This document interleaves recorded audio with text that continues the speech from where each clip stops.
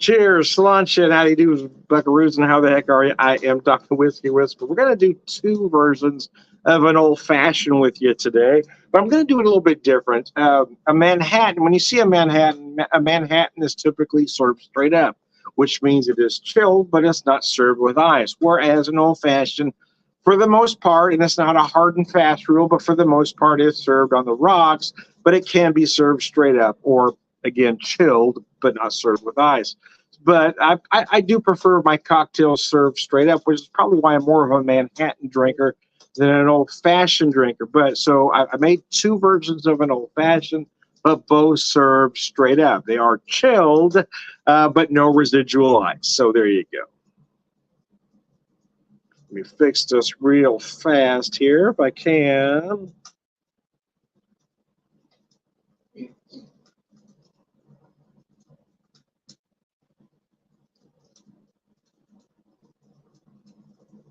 There we go. I think we're back in business now. Anyways, let me set that down out of the way.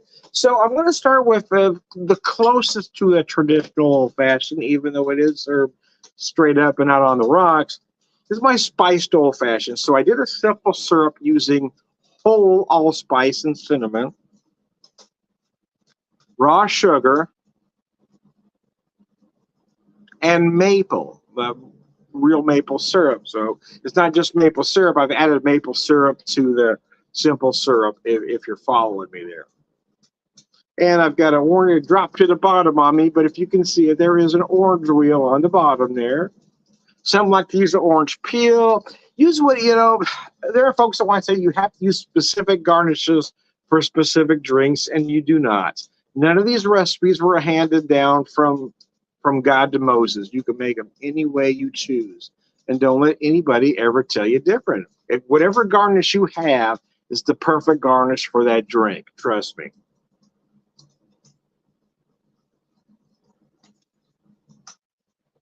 My only real hard and fast rule, in all honesty, is I don't care if you use a Luxardo, Marasca, Collins, or any other brand of cherry. There's a lot of more. There are plenty of inexpensive options out there that are dark cherries other than the Marasca and Luxardo. Just don't drop a bright red cherry. Don't drop that bright red maraschino in a Manhattan. That's my only rule, is just never do that. That is just wrong on so many levels. But other than that, use whatever cherry you want. Or don't use a cherry. Use something else. Like I said, these drinks are for you to make. Recipes are merely suggestions. Again, none of these were handed down from God to Moses. So this simple syrup I actually made yesterday, but I really enjoyed it. And it just made a perfect, so we've got some rather inclement weather here in the Ozarks, but I think weather is rather inclement almost everywhere this particular weekend.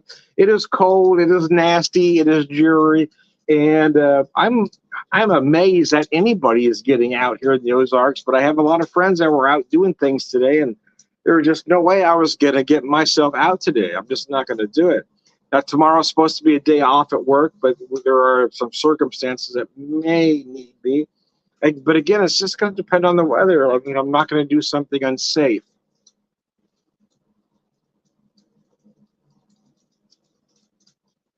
So I did earlier in the day, I did two versions of a Manhattan today, and then now I'm want to do two versions of an old-fashioned.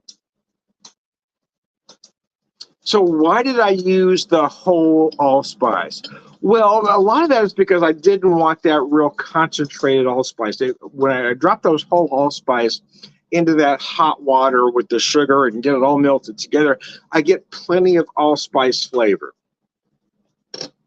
If I were to, to shake the grated allspice in, it might be a little too overpowering, but I get plenty of that flavor with using the whole allspice, which is why I use a cinnamon stick and not just, sprinkling cinnamon in for the same reason. That cinnamon from the cinnamon stick will gradually, get into that syrup without becoming overpowering.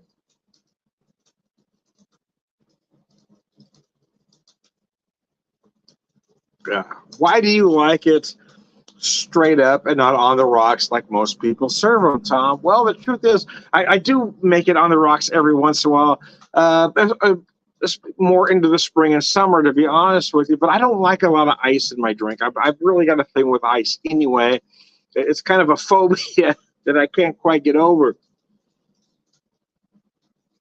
But I don't want my drink watered down. I want to drink like this cold, much like a Manhattan, but I don't want that ice just to keep melting in my cocktail. I don't have a need for this cocktail to stay ice cold. I want to start with it cold, which is why I chill the glass, which is why I chill the ingredients, but I don't need it to stay ice cold, which is why I don't serve it on the rocks, typically. Now, if you see some of my videos from the summer, it's mostly on the rocks because it is hot. But right now it is cold, so I don't need that cocktail that cold, if you're following me.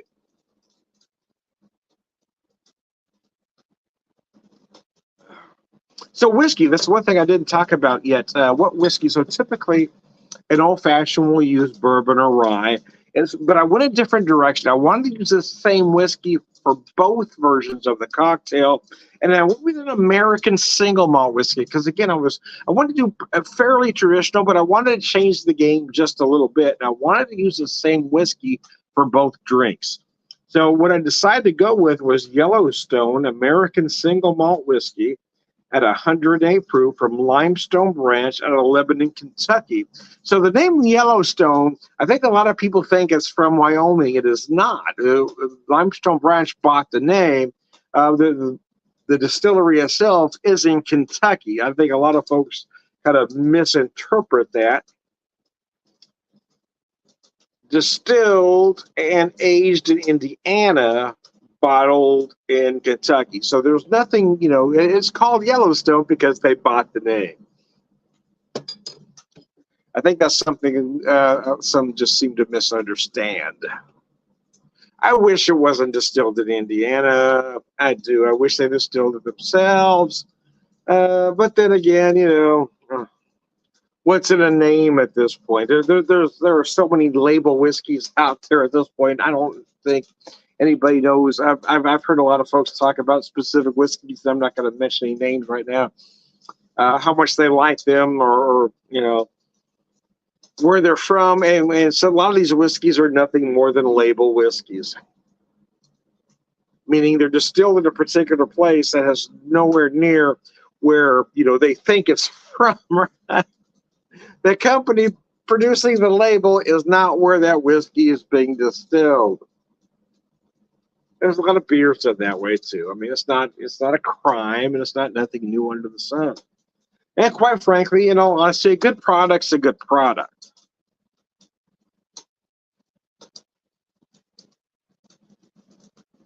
But yes, there is a little deception out there amongst some. There are some so-called label whiskeys, or what I call label whiskeys, I guess. You've got certain distributors that will handle all of these so-called label whiskeys. And a lot of them are just basically the same whiskey with a different label slapped on them, Or let me take that back. They're almost the same whiskey. What I mean by that is a lot of them are basically the same whiskey at a different proof, at a different age. You got this label on the 2-year-old, this label on the 4-year-old, this label on the 6-year-old, and you're following where I'm going with that. Basically the same whiskey, just different versions of.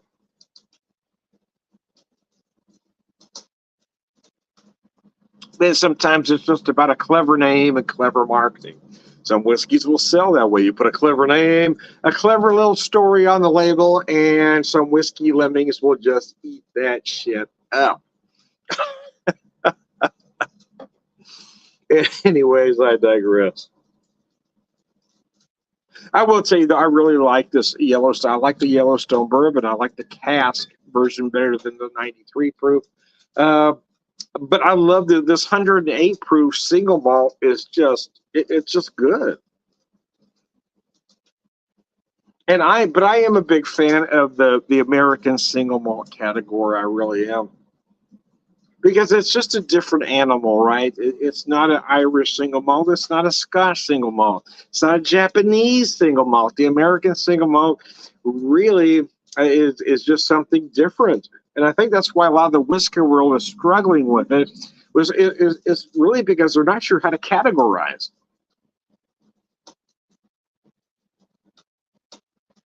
My personal favorite, probably at this moment in time, is the Union Horse Rivalist. I really enjoy that. I believe it's 92 proof. Let me grab it here. No, I'm sorry, 96 proof. My bad, it's 96. I would really, really love to try a cask of this stuff because it is insane.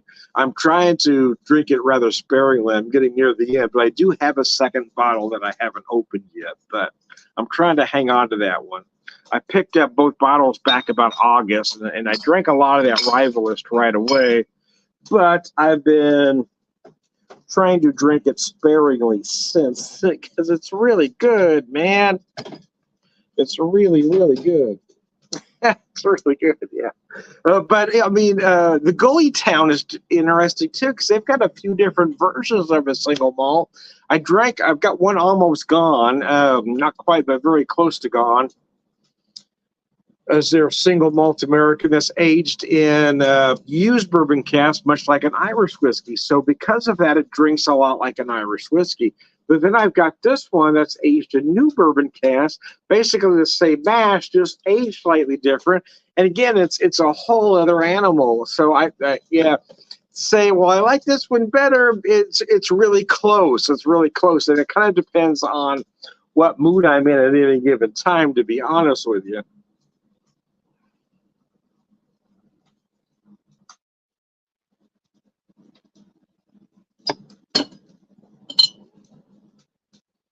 So old fashioned number two. So I try to get a little clever with this one. So I do use raw sugar to make my simple syrups. Some like to use turbinado, and that's great if you can find it, but it's usually a little harder to find. Demerara is good too. Any type of raw sugar. The Mexican sugar is brilliant as well. Any raw sugar you can find is better than your typical granulated. You're going to get a cleaner product. What I did with this one, though, I call this one I think I forgot to mention the bitters on that one, though. My spice one, I use cardamom bitters. I did forget to mention that. So this one, my simple syrup, again, the raw sugar, but then I put in candied ginger and then the candied coconut strips. So I've got a ginger coconut simple syrup in this one. So I don't have a coconut bitter or a ginger bitter, or I would have used them. What I had was, what I decided to use with what I have is, I decided to go with the toasted almond because I thought the almond would work with the coconut and ginger. So my homemade syrup and then of course my garnish is the coconut strips and the candied ginger there, as you see there.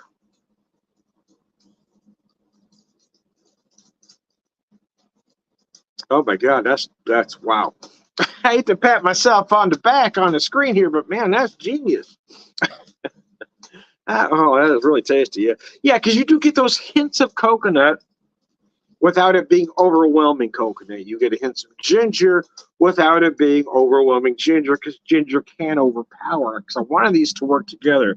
So I use the candied ginger and these coconut strips rather than just piling on a lot of coconut. I didn't want a lot of coconut. I just wanted a kind of a hint of coconut in there.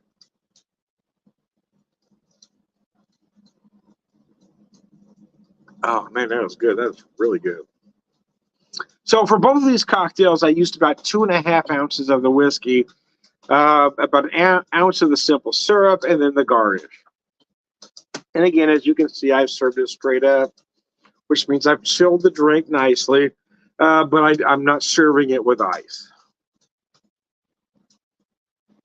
Now you want to catch me about July, I will probably have an old-fashioned with either a globe or a big square cube. But when we're talking about, sub-freezing temps out there, I'm going to, it's going to be served like this, man. And quite frankly, weather like this is pretty much just drinking a whiskey neat. But I was in the mood to try a couple cocktails. So I did 2 versions of a Manhattan earlier, doing 2 versions of an old-fashioned now, and Sluncher.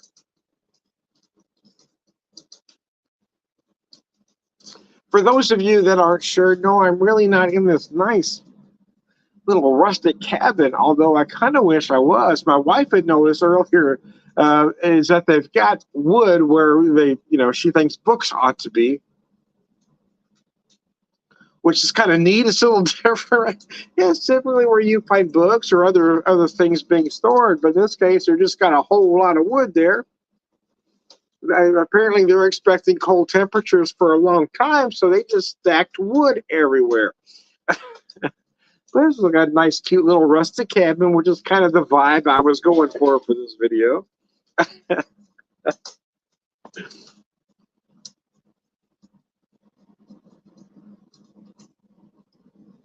Looking at those trees. Where do you think we are? Are we in the Pacific Northwest, maybe? Could be Washington, could be Oregon. Hell, it could be Utah. Who the hell knows?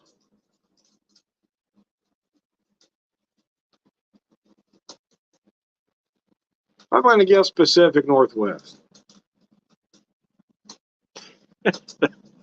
Also because I'd really like to be there, man. It would be nice. I've been there for a long time. It's a cute little cabin, though, isn't it? Got a little, I don't even know if there's a kitchen or a bedroom in this cabin. It's probably just a one-room little shack. But I'd still be okay with that as long as it has some running water. I can't live without a shower. I ain't doing it. I'm not roughing it that much ever. Ever again. I've been there. I've done that. I've done my roughing it. It ain't happening now. Now for me, roughing it is a hotel without a bar in it. That's as roughing it as I'm going to get at this stage of my life. Not sleeping at 10 anymore. No, I ain't doing it.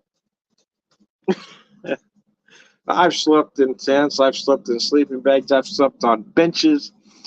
I've slept on the ground, the hard-ass ground. I've slept in cars. I've slept in the back of semis. I've slept in a lot of places you probably shouldn't be sleeping. But I'm not doing it. I want a nice bed, man.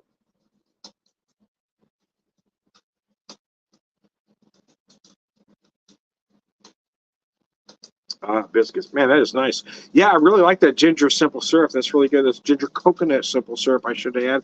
So this coconut strips, let me show this to you. These are interesting. So they're candy coated to start with. It is actual coconut. It looks like a French fry. I know, but it's coconut. But you can eat these just like coconut.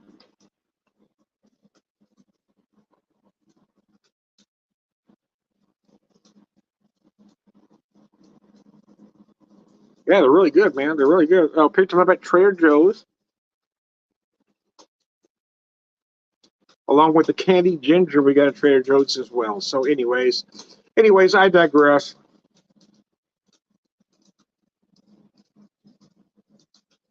So everybody's being safe out there. It's getting dark out there, and as it gets dark, it gets very cold. So I hope anybody that's out and about really gets home soon, because this is no time to be out, man. And if you don't have to get out tomorrow, I would advise you not doing it, because unless it's a moral imperative for me to get to work tomorrow, I'm not going to do it either. So anyway, I am Tom the Whiskey Whisper, Whiskey Evangelist, prolific whiskey drinker, perverted wisdom man.